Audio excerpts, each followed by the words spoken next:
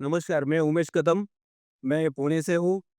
अ, 20 साल से न्यूरोथेरेपी में प्रैक्टिस कर रहा हूँ और गुरुजी के साथ बड़ा अच्छा संपर्क रहा है। गुरुजी की कृपा है, इसलिए सब अभी इधर हूँ मैं। हुँ, ठीक है। और अभी ये सत्यनारायण जी पेशेंट हैं, जिनको क्रोनिक किडनी डिजीज़ के प्रॉब्लम थी, जिनका एज है 62 इयर्स मेल। तो उनको उनका हिस्ट्री जो है डायबिटीज़ उनको था, किडनी प्रॉब्लम्स। जैसे ये इसमें स्वेलिंग थी मॉर्निंग में उनका, पूरा फेस पे और लेग्स में भी स्वेलिंग रहती थी। ब्लड प्रेशर का प्रॉब्लम नहीं था, लेकिन हार्ट का प्रॉब्लम हुआ था उनको। यूरिनेशन में भी प्रॉब्लम था। यूरिनेशन में उनको ये बर्निंग ऑफ यूरिनेशन थी। तो डायग्नोसिस वहाँ पर वो पेशेंट जो है, तो उनको यूरिन इन्फेक्शन की वजह से उनको फोर्टिस हॉस्पिटल में एडमिट किया गया था। तो वहाँ पर उनका जो डिस्चार्ज कार्ड बनाए थे, उस हिसाब से ये जो डायग्नोस हुआ है क्रोनिक किडनी डिजीज़, उनको और हिस्ट्री में कोरोनरी आर्टरी डिजीज़ कैड वो प्रॉब्लम थी, डायबिटीज़ मेलिटस टाइप 2 और यूरिनरी ट्रैक्ट इन्फेक्शन। हाँ, तो अभी ये the patient was admitted to Fortis hospital Delhi in January 2024 after detecting blood in the urine with fever and burning sensation which was due to the UTI. In the pathological investigation, the patient was detected with a high creatinine of 9.8 mg per dl. The patient was diagnosed with CKD. A nephrologist in Fortis suggested the kidney dialysis twice a week. तो उनको dialysis suggest किया गया था। तो तब मेरे पास फिर वो आए ट्रीटमेंट के लिए, उनका बेटा लेके आया उनको ट्रीटमेंट के लिए। तो आने के बाद उनके प्रेज़ेंट कंप्लेंट्स थे कि उनको भूख नहीं लगती थी, लॉस ऑफ एपेटाइट, उनको चलने में थोड़ी-सी दिक्कत होती थी, वो प्रॉपर चल नहीं पाते थे, तुरंत चलने से साँस फूलती थी और वीकनेस भी काफ़ी था और burning of urination, shortness of breath और फीवरिश हमको हमेशा उनको रहता था। तो तभी आए थे, तभी जनवरी से उनको डायलिसिस चालू था और मेरे पास है वो मार्च-अप्रैल में।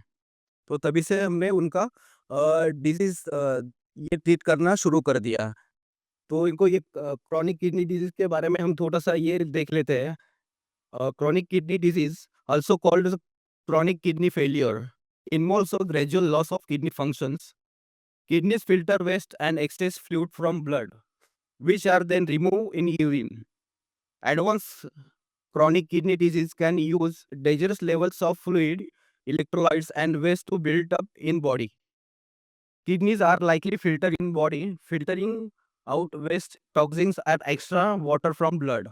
They also help with other function like bone and red blood cells health. When kidneys begin to lose their function, they can't filter waste, which means the waste built up in your body.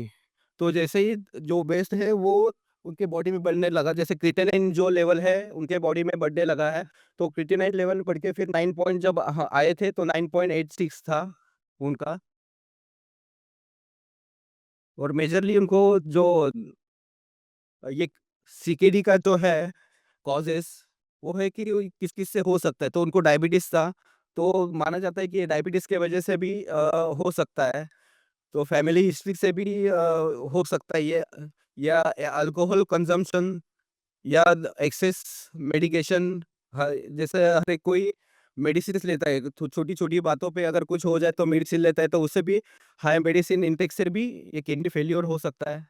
High blood pressure, heart disease, lack of blood flow to the kidneys or blockage in urine flow that cause infection or kidneys are directly damaged due to the infections. Next है kidneys में also get damaged due to medication and toxins और ये autoimmune disorder. जैसे अभी ये जैसे Fortis में admit हुए थे, तो वहाँ पर उनको AKI करके उनको एडमिशन दे दिया गया कि एक्यूट किडनी डिजीज़। तो इसमें अभी फ़र्क क्या है क्रोनिक किडनी डिजीज़ में, जैसा ग्रेजुअली क्रोनिक किडनी डिजीज़ में ग्रेजुअली ये किडनीज़ फ़ेल होती जाती है, जैसा धीरे-धीरे ये काम करती है। और ये इसमें एक्यूट में जैसे एकदम से सडनली कोई जैसा इन्फेक्शन हुआ है उनको, इन्फेक्शन होने के कारण अगर किडनीज़ में वो इन्फेक्शन चला गया और अचानक से उनका किडनीज़ फ़ेल हो गई, यानी उनका काम करना ठीक कम हुआ। तो एक्यूट में आता है। लेकिन वो एक्यूट में एडमिट हुए थे, लेकिन बाद में जैसे-जैसे ग्रेजुअली इनका हिस्ट्री वगैरह पता चला, तो वैसे ये क्रॉनिक में वो डायग्नोस किया गया है कि ये क्रॉनिक है, क्रॉनिक किडनी डिजीज़। तो अभी ये रिपोर्ट्स हैं उनके, ये तो पहले अच्छा ये ऊपर का शायद ये हुआ है। ठीक है, नो प्रॉब्लम।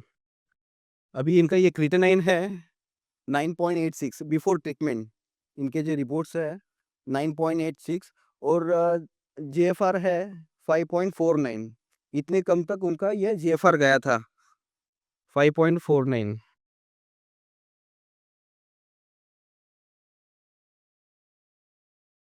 हाँ, इसमें लिखा है क्रिएटिनिन। फिर तो एक 10 दिन के ट्रीटमेंट के बाद क्रिएटिनिन हाँ, अराउंड 4.58 तक आया है। तो ग द आप अगर देखेंगे इधर क्रिएटिनिन कितना ग्रेजुअली कम हुआ है यहाँ पर। जैसे 4.58, 3.4 ये है, फिर मई में है 3.74, फिर जून-जुलाई में है 2.50, फिर जुलाई में है 2.10, 2.5, फिर 1.94। तो यहाँ पे फिर थोड़ा-सा ये बढ़ गया था 2.3, फिर लेकिन बाद में ट्रीटमेंट चेंज करने के बाद was 1.82 and last one report जो है 1.74।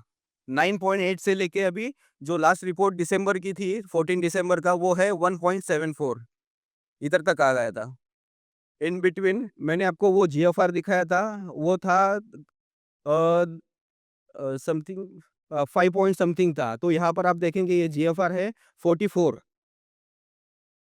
तो इतना ये जीएफआर बढ़ गया है उनका, यानी किडनी अच्छी तरह से उनकी फंक्शन करने लगी है, इसलिए ये फ़िल्ट्रेशन रेट उनका ये बढ़ गया है। तो अभी ये भी और अच्छे से बढ़ेगा, और भी अभी ड्यूरिंग द ट्रीटमेंट। अच्छा, ये उनका कार्ड है, और देखो ये यहाँ पर मैंने फिर वो डॉक्टर से यहाँ पर ये रिपोर्ट ये लिखवाया था कि इनका अ, ये ये जो कैथ है, जो फिस्टुला करते हैं, फिस्टुला करके कैथ डालते हैं, तो वो ये निकलवाया था। ये मई जून में निकलवाया था ये। तो उसके बाद उनका डायलिसिस बंद हुआ है। ये थोड़ा हाथ को पसीना आने की वजह से ये थोड़ा स्लाइड आगे पीछे जाती है। तो लाइन ऑफ ट्रीटमेंट जैसे वो देखा था कि ये पहले फिर 20 तारीख से उनका ट्रीटमेंट चालू किया था 4th मंथ में। तो पहले उनको नॉर्मल अर्ज नॉर्मल ऐसे नॉर्मली पेट के लिए ट्रीटमेंट दिया, स्टार्ट वहाँ से ही किया है। Normal as a normal 22 finger gas, large folic black. और ये इसमें क्या हुआ है कि इनका जो है एनर्जी लेवल अच्छी से बढ़ गई, एपेटाइट बढ़ गया, तो स्टार्ट वहाँ से ही किया है। उसके बाद फिर बाद में वही ट्रीटमेंट था रेगुलर, तो उसमें ऐड कर दिया है 2 pain into 4 treatment, 62 finger gall liver और 4 थायराइड, 2 थायराइड, पेहेप्रिन मेन। तो उसके बाद आफ्टर 6 डेज़ 10 डेज़ इसमें 4.5 उनका क्रिएटिनिन नीचे चला गया। उसके बाद नेक्स्ट ये ट्रीटमेंट का जो है इसमें हमने fast mileage normal cauda equina plus, और इसमें देखो एक ऐड किया है 5 lymph, 3 spleen, 7 liver, 8 thymus only, 1 liver 0, 1 म्यूको 0, हाफ कुंडली 20 सेकंड, 20 राउंड एरो, 6 एडीआर। ये अपना गुरुजी बोलते हैं एंटीबायोटिक ट्रीटमेंट है। तो ये उनको दिया था कि उनका जो इन्फेक्शन है, जो उनको बर्निंग सेंसेशन या फीवरिश रहता था, तो इससे काफ़ी उनको आराम हुआ है। तो इसके लिए ये थोड़ा-सा कंटिन्यू करने के बाद उनको बर्निंग भी निकल गया, जो यूरिन में बर्निंग था वो चला गया। ब्रीथिंग प्रॉब्लम जो थी वो ठीक हो गई, और फीवरिश वो उनको हमेशा लगता था वो भी ठीक हो गया उनका। टोटल 30 ट्रीटमेंट्स के बाद।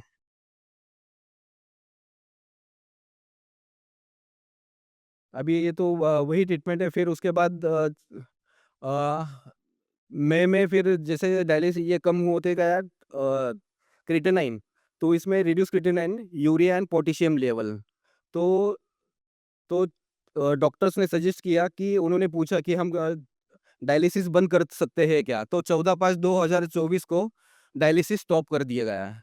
तभी तक उन्होंने कैथ निकाला नहीं था। वो बोले फिस्टुला वो वैसे ही रहने दो, कैथ नहीं निकालेंगे हम। अगर कुछ चेंजेस हो जाते हैं, अगर बढ़ता है क्रिएटिनिन यूरिया, फिर वापस आपको ये डायलिसिस पे आना पड़ेगा। तो उस हिसाब से उन्होंने तभी निकाला नहीं है, बस ये डायलिसिस उन्होंने बंद किया है। तो उसके बाद से वही लाइन ऑफ ट्रीटमेंट था, बस ऑक्सीजन उसमें ऐड किया है। तो उसमें फिर after stopping dialysis for 40 days, dialysis 40 days उनका नहीं किया गया। उसके बाद डॉक्टर ने वो ऑब्जर्वेशन करते हैं कि पेशेंट की कंडीशन सब अच्छी है। उनको कोई फिज़िकली कोई प्रॉब्लम नहीं है, सिम्प्टोमेटिकली किडनी का कोई प्रॉब्लम इश्यू नहीं लग रहा है और डायलिसिस भी बंद है और क्रिएटिनिन जो बढ़ा हुआ था डायरेक्टली वो 2.5 पे आ गया है क्रिएटिनिन। उसके वजह से वो बोले कि अभी आपको वो कैथ भी निकालना पड़ेगा। जैसे अभी फिस्टुला की वापस वो ज़रूरत नहीं है, तो वो कैथ भी निकाल दिया गया है उनका। उसके बाद ये और फिर बाद में ये क्रिटिनाइज़ धीरे-धीरे ये रिड्यूस हो गया। तो लास्ट में इनका जो आपको बताया था कि क्रिएटिनिन रिड्यूस बाय टू 1.74 और इसमें जीएफआर भी इंक्रीज़ हो गया। तो इन बिटवीन द ट्रीटमेंट्स वो क्या है कि पोटेशियम भी इनका कभी कम होता था, कभी बढ़ता था। तो उसमें हम हमको ख़्याल रखना है कि डाइट का भी, कि वो उसके ड्यूरिंग द ट्रीटमेंट्स कि वो डाइट क्या कर रहे हैं, डाइट क्या ले रहे हैं। तो बाद में पोटेशियम बढ़ने लगा तो मुझे पता नहीं चल रहा था कि पोटेशियम एकदम से बढ़ा कैसे क्या?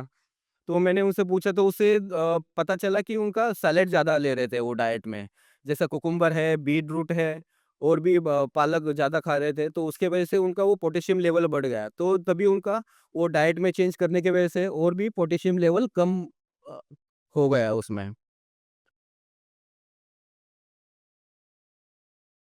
अभी हमने जो ये ट्रीटमेंट किया है तो उसका लॉजिक है, जैसे हमने माइल्ड नॉर्मल, एज नॉर्मल जो दिया है, तो वही इम्प्रूविंग एपेटाइट इम्प्रूव करने के लिए और जैसे टो फिंगर भी हम देते हैं कि सब डाइजेस्टिव ग्लैंड जो है वो ठीक से वर्क करने के लिए है। फिर वो 2 पैन 1 लीवर 0 1 म्यूको 0 2 चेस्ट ओनली 5 राउंड एरो वो तो दिया है कि हमने जो किडनी का है, जो माइल्ड किडनी क्लियर दिया है। एक्चुअली माइल्ड किडनी क्लियर नहीं देते हैं इसमें, लेकिन हमने दिया है कि वो किडनी का फंक्शन जो हाइपर एक्टिविटी है, उसको इंटेंशनली उसको ये करके उसको स्टॉप करने के लिए दिया है। 2 पेन आगे में ऐड करके फिर उसको मैसेज दिया है कि किडनी को कम काम करना है। उसके बाद ये दिया है 10.2 थायराइड, 1 गॉल 4 लीवर, ये एथरो ट्रीटमेंट है हमारा। हाँ, तो एथरो ट्रीटमेंट में वो जो है जितने भी अ अ, कोगुलेशंस है ब्लड के, जो ब्लड क्लॉट्स वगैरह है वो निकालने के लिए जैसे उनका अच्छा, ओके। तो ब्लड क्लॉट्स डिसॉल्व करने के लिए दिया है। तो जैसे उनको कैड ये था कोरोनरी आर्टरी डिजीज़, जैसे हार्ट की तरफ ही उनका ये, अगर हमने सोचा है कि उनके ब्लड सर्कुलेशन ठीक से नहीं हो रहा है इसलिए वो कैड में ये हुआ है उनको कोरोनरी आर्टरी डिजीज़। तो वैसे ही किडनी की तरफ भी हो सकता है कि जो किडनी को ठीक से ब्लड सर्कुलेशन नहीं हो पा रहा है, तो इसलिए हमने ये 10.2 थायराइड एथेरो ट्रीटमेंट हमने ऐड किया है उसमें। तो 62 फिंगर गॉल लीवर जो हम देते हैं कि रीजनरेट वो डैमेज टिश्यू जो भी हुआ है, तो उसको रीजनरेट करने के लिए है। और ये जो इंजरी जो भी अगर हुई है किडनी में, तो वो रिपेयर करने के लिए। ये हेपरिन जो है एसिड लेवल्स इसमें कम करने के लिए। और ये है एंटीबायोटिक ट्रीटमेंट हमारा, जो इन्फेक्शन है किडनीज़ का, वो ठीक करने के लिए, इन्फेक्शन वो निकालने के लिए है। तो हम डूज़ और डोंट्स इन्होंने ये इसमें हमने देखा कि ज़्यादा से ज़्यादा उनको बोला है कि पानी अगर वाटर इनटेक करना है, तो वाटर इनटेक करना है वो डॉक्टर के कहने से ही हम करना है, कि हम बोलते हैं एकदम से पानी मत पियो या फिर कम पियो या फिर ज़्यादा पियो। ये अच्छे से वो डॉक्टर को अगर हम बोलते हैं कि डॉक्टर्स वो उनके हिसाब से कितना वो डायलिसिस में उनका ये पानी निकलता है, कितना बढ़ता है, तो उस समय वो डिसाइड करते हैं कि कितना पानी लेना है। तो डॉक्टर से ये हम एडवाइस लेके वो पानी का ये एक इनटेक ये रखते हैं। तो और पोटेशियम, जैसे मैंने बोला, पोटेशियम, सोडियम और फास्फोरस लेवल वो ठीक से मैनेज करना है।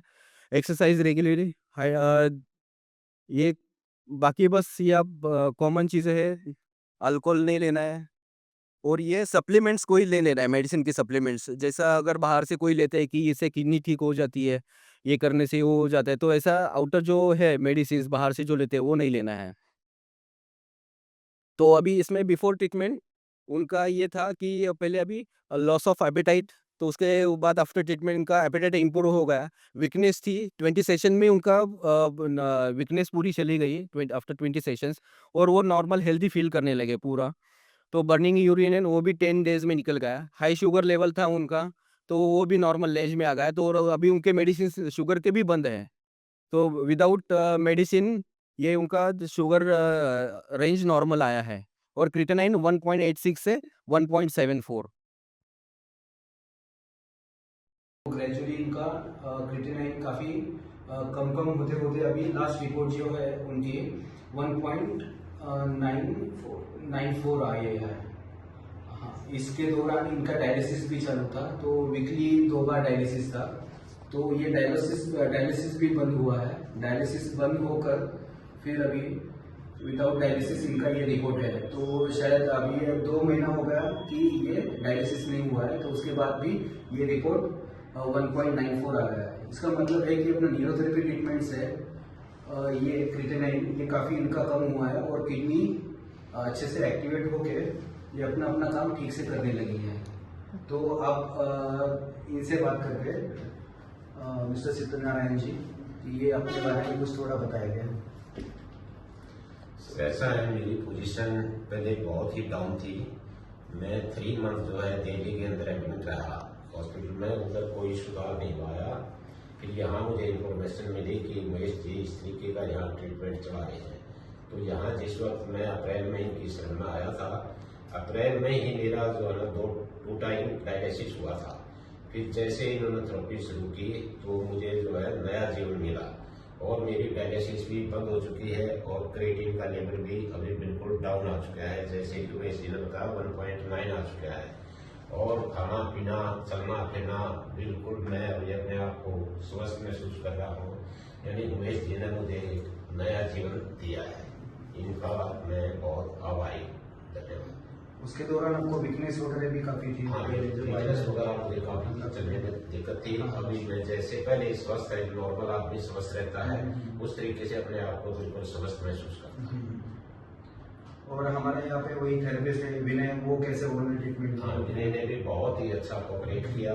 जो भी टाइम इन्होंने दिया उसी टाइम पर ये अवेलेबल मिले और बहुत ही रिस्क लेकर के और बहुत ही जी जान से इन्होंने जो है ट्रीटमेंट किया।